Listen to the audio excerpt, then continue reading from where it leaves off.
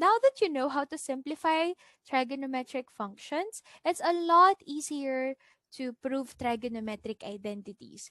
The difference is this time, meron ka ng goal. Mas maganda nga yun kasi alam mo na kung ano yung target answer mo. So, in proving trigonometric identities, we still use the same concept that we're doing in simplifying. Yes, these are correct. Hillary and Charlize also got the correct answers a while ago. Okay, so one tip is to simplify the side of the equation which is more complicated. I suggest you just choose one side. Tas wag nyo nang galawin yung kabila.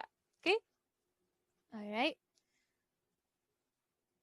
So in case you encounter identities where both sides are complicated, you could work with each side separately. Or you could also just try to choose which of those is more complicated. Okay? So let's have an example.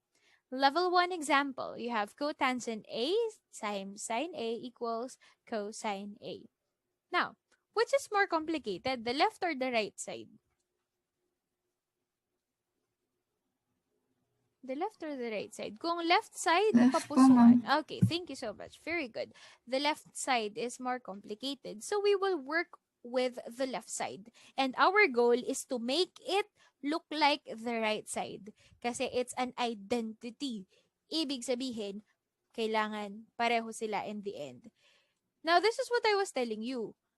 It's very easy to actually make this equal. Sulat mo lang cosine A equals cosine A. Okay na. No.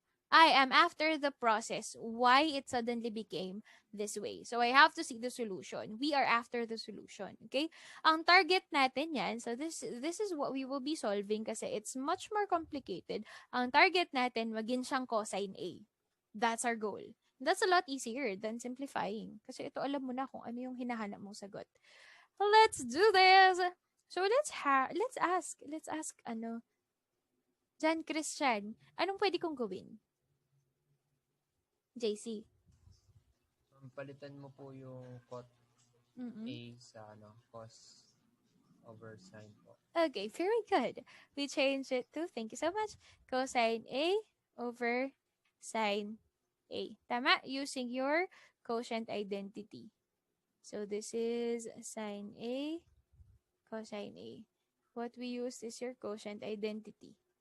Oh, by the way, identity na siya. So, tatlo. Tatlo na yung isusulat na line, ha? Tatlong bar. Identity kasi yan. Oh, what will I do next? Pinalitan na natin yon according to the suggestion of JC. Let's ask Rusky. What could we do next? Cancel, ma'am. Which one should we cancel out? Sine, ma'am. Okay, wonderful.